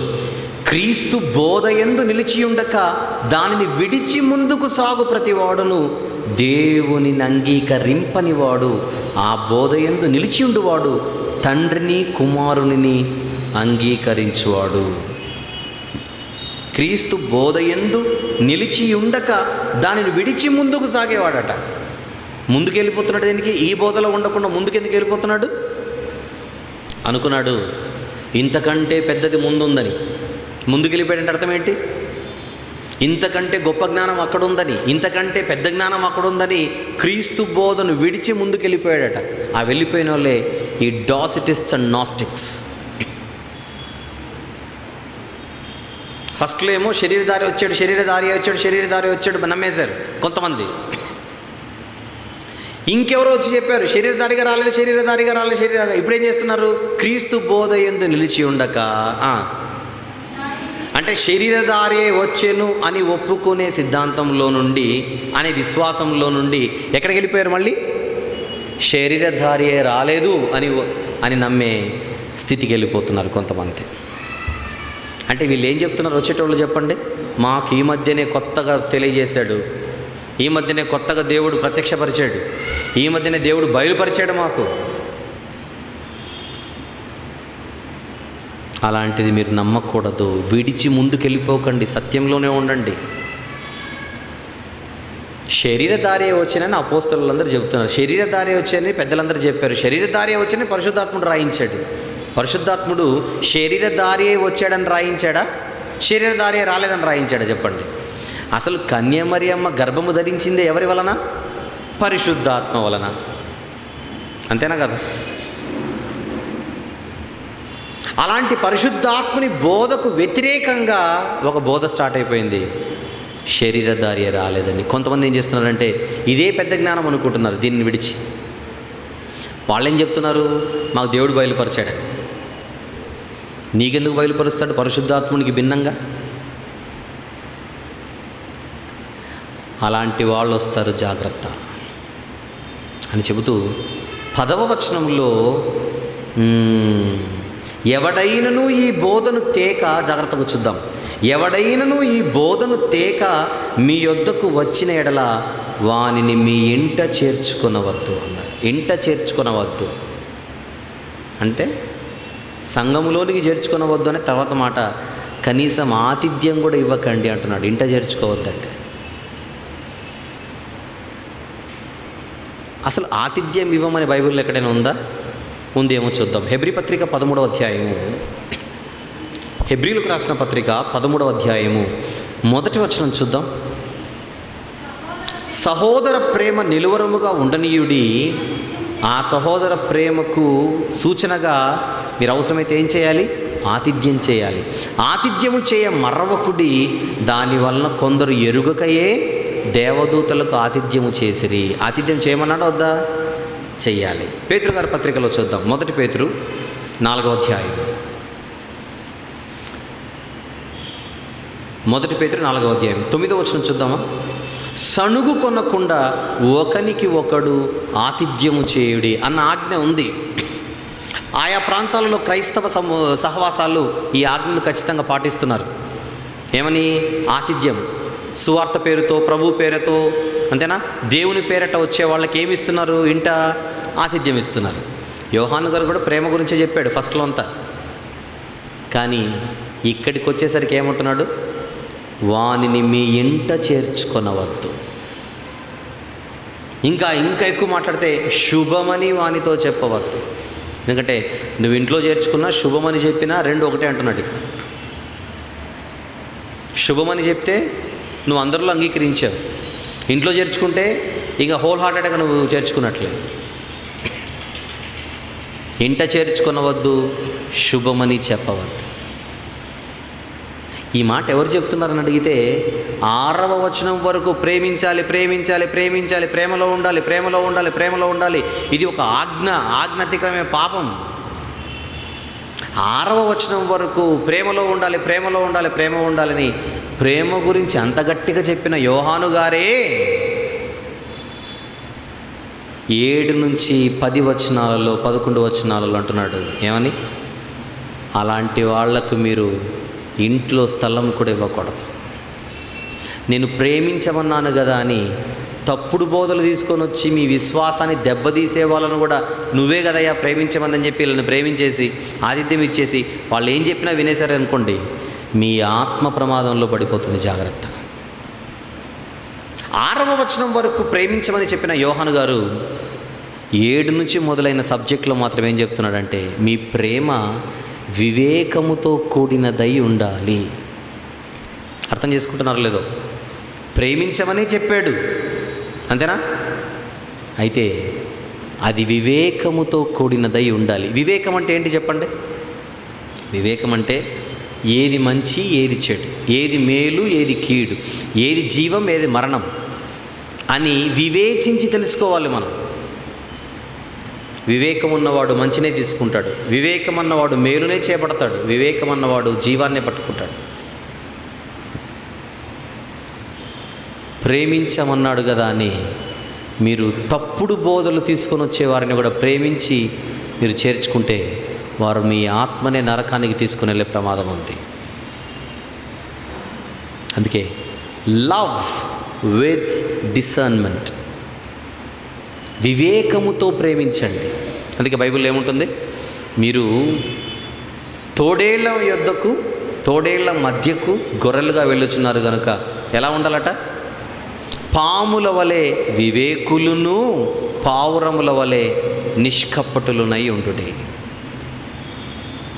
సామెతల గ్రంథం 19వ అధ్యాయము 2వ వచనంలో అనుకుంటాను, ఒకనికి తెలివి లేకుండుట మంచిది కాదని ఉంటుంది. తీసిన వాళ్ళు చదవండి ఒకసారి వీలైతే.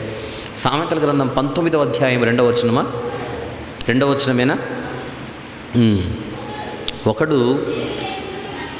ఒకనికి తెలివి లేకపోతే వాడికి మంచిది కాదు. తొందరపడితే దారి తప్పిపోతాడు, జాగ్రత్త. దారి తప్పిపోతాడు, తొందరపడకండి, జాగ్రత్త అంటున్నాడు. వివేకముతో కూడినదై ఉండాలి ప్రేమ. ఇందాక చెప్పాను, నేను నా దేశమును ప్రేమిస్తానని చెప్పేసి మీరు ఉగ్రవాదిని కూడా ప్రేమించారనుకోండి, అంతేనా? ఎవరిని ప్రేమించాలి, ఎవరిని ప్రేమించకూడదో తెలియాలిగా. ఒక వాంటెడ్ పర్సన్ మీరు ఇంట్లో చేర్చుకున్నారనుకోండి, ఏమవుతుంది చెప్పండి? అతని దుష్టక్రియలలో మీరు కూడా పాలివారైపోతారు. 90స్లో 1993 అనుకుంటాను, ఇఫ్ ఐఎమ్ నాట్ రాంగ్, ఒక సినీ నటుడు ఎవరో మారణాయుధాలు ఇచ్చి దగ్గర పెట్టుకోమన్నారట. అక్రమ ఆయుధాలు అవి పెట్టుకున్నాడు. అతని ఉద్దేశం ఏంటో మనకు తెలియదు కానీ పెట్టుకున్నాడు. 20 సంవత్సరాలు దాటిన ఆ నేరం అతన్ని వెంటాడుతూనే ఉంది. ఆ శిక్ష అనుభవిస్తున్నాడు ఇప్పుడు. అర్థం ఏంటి? అందరూ ఒకే దేశంలో ఉన్నా మనము వివేకముతో ఉండాలి, అంతేనా? నువ్వు దొంగతనాలు చేసి దొంగతనం సహవాసం చేస్తే మనల్ని కూడా దొంగలనే అనుకుంటారు. ఎందుకు మంచోళ్ళని ఎందుకు అనుకుంటారు చెప్పండి? అది ఎంత నేరమో, అది ఎంత ఘోరమో. ఈ తప్పుడు బోధను తీసుకుని వచ్చేవారు నువ్వు చేర్చుకుంటే, వాళ్ళతో నువ్వు హాయ్ బాయ్ అన్ను అంటే, శుభమని చెబితే, శుభమని వానితో చెప్పువాడు వాని దుష్టక్రియలలో ఏమన్నాడు కింద, పాలివాడు. అదే 11వ వచనం, 7వ వచనము నుండి 11వ వచనం, 7వ వచనము నుండి 11వ వచనం. ఏంటది? The subject of the letter, fundamental concepts, truth and love, ప్రాథమిక విషయాలు క్రైస్తవునికి. సత్య ప్రేమలలో ఉండాలి, వెరీ గుడ్. కానీ ఆ సత్య ప్రేమలలో ఉన్నప్పుడు ఖచ్చితంగా అతను ఎలా ఉండాలట, వివేకము కలిగి ఉండాలి. అమ్మా, సువార్థికులకు ఆతిథ్యం చేయమని మేమే చెప్పాము ఒకప్పుడు, మర్చిపోకు. కానీ సువార్త పేరుతో అందరూ సత్యాన్నే తీసుకొని రావట్లేదు, అసత్యాన్ని కూడా తీసుకొని వచ్చేవాళ్ళు అదే పేరు చెప్పొస్తున్నారు. మీరు వాళ్ళను కూడా చేర్చుకుంటే నీ దగ్గర ఏ ఒక్క బిడ్డ లేకోకుండా చేస్తాడు అలాంటి వాడు. క్రూరమైన తోడేళ్ళు వాళ్ళు. మీరు జాగ్రత్తగా ఉండాలి. లేదంటే ఈ క్రీస్తు బోధను సత్యాన్ని విడిచి వెళ్ళిపోతే మీరు పొందవలసిన ఫలమును పొందలేని పరిస్థితికి వచ్చేస్తారు. మీరు జాగ్రత్త మాట్లాడండి. చెప్పండి, ఎలా జాగ్రత్త పడగలరు వీళ్ళు? అదే, ఎవరైనా వచ్చి చెబితే వాళ్ళు చెబుతున్నది కరెక్టో కాదో, శరీరధారియే రాలేదండి అని ఎవరైనా అన్నారనుకోండి, ఇమ్మీడియట్గా లేఖనాలను తీయాలి. శరీరధారే వచ్చాడా లేదా? చెబుతున్నవాడు చెబుతున్నది కరెక్టో కాదో తెలియాలంటే మనం దేని మీద ఆధారపడాలి చెప్పాలి? లేఖనముల యందు. పౌలు శీలలు చెప్పుచున్నవి అలాగున ఉన్నవో లేదో అని బెరయ క్రైస్తవులు ఏం చేశారట? ప్రతిదినము లేఖనములను పరిశీలించుచు వచ్చిరి. అందుకే వారిని బైబిల్లో గనులు అని పిలిచాడు. ఇప్పుడు లేఖనాలను పరిశీలిస్తూ మనం సత్యంలో ఉండడం అన్నది ఎంత అవసరమో ఒకసారి గుర్తించండి. ఈ పత్రిక మనం చదువుతున్నప్పుడు లేఖనాలపై ఆధారపడే మనము సత్యాన్ని స్వీకరించాలి. వ్యక్తుల మాటలను బట్టి, వ్యక్తుల ముఖాలను బట్టి మనము ఓటేసామనుకోండి, దానివల్ల నష్టం మనకే కలుగుతుంది. పౌలంతటి వాడు, శీలంతటి వాడు చెబుతుంటేనే బెరేలోని క్రైస్తవులు జాగ్రత్త పడుతుంటే అంత గొప్పోళ్ళు ఈరోజు ప్రపంచంలో ఎవరు లేరుగా. అలాంటప్పుడు ఎవరు చెప్పినా మనము వాక్యం కంటే గొప్పవారిగా వారిని చూడాల్సిన అవసరం లేదు. వాక్యం కంటే పెద్దగా వారిని మనం పరిగణించాల్సిన అవసరం లేదు. జాగ్రత్త పడతాం. మోసపోతే మనకే ప్రమాదం, మోసపోతే మనకే నష్టం.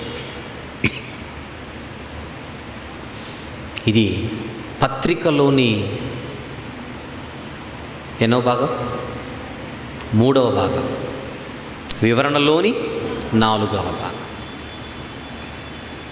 మొదటి భాగం ఏంటి చెప్పండి? వివరణలో మాట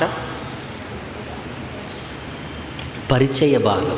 2వది శుభములు తెలిపే భాగం. 3వది సత్యప్రేమల ఆవశ్యకతను తెలియజేసే భాగం వివరణలో. 4వదే అసలు విషయము కలిగిన భాగం, the subject of the letter. పత్రికలో మొదటి భాగం ఎక్కడి నుంచి ఎక్కడి వరకు? 1 నుంచి 3 వచనములు. 2వ భాగం 4 నుంచి 6 వచనములు.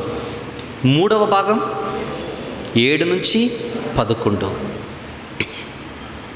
7 నుంచి 11.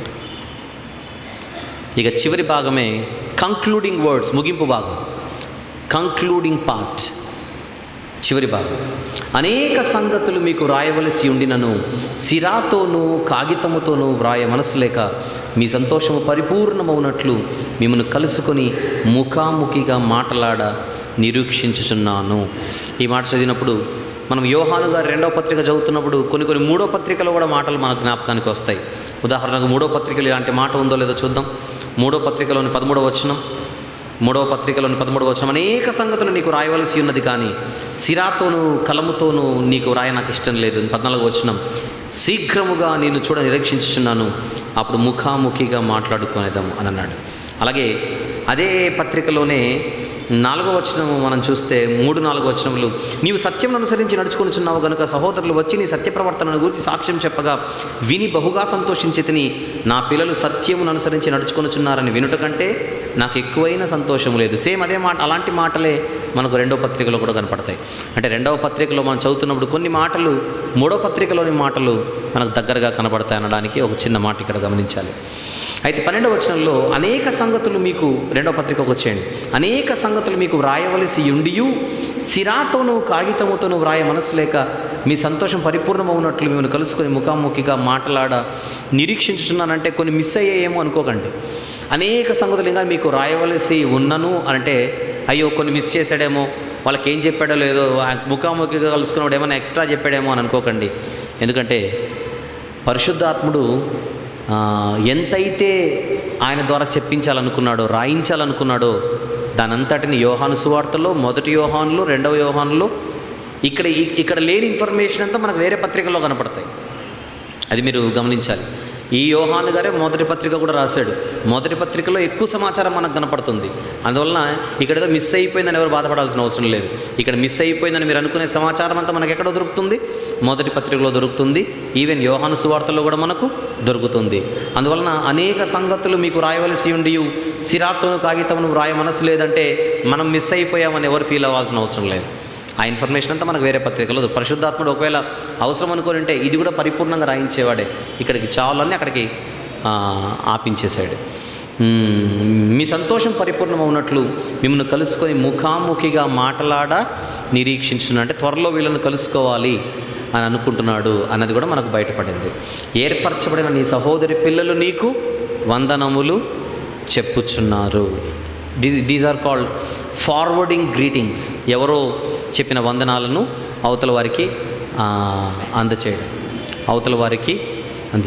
రైట్. Forwarding greetings, right. ఏర్పరచబడిన నీ సహోదరి పిల్లలు నీకు వందనములు చెప్పుచున్నారు. ఎవరి సహోదరి? ఏర్పరచబడిన సహోదరి. నేను చెప్పాను ప్రారంభంలో, ఒక వ్యక్తి కావచ్చు, ఒక సంఘం కావచ్చు అని చెప్పాను. మనం వ్యక్తి, ఆవిడ పిల్లలు అని అనుకోవడానికే మనకు ఆధారాలు, ఆస్కారం ఎక్కువగా ఉంటుంది అని కూడా భావించాలి, రైటా.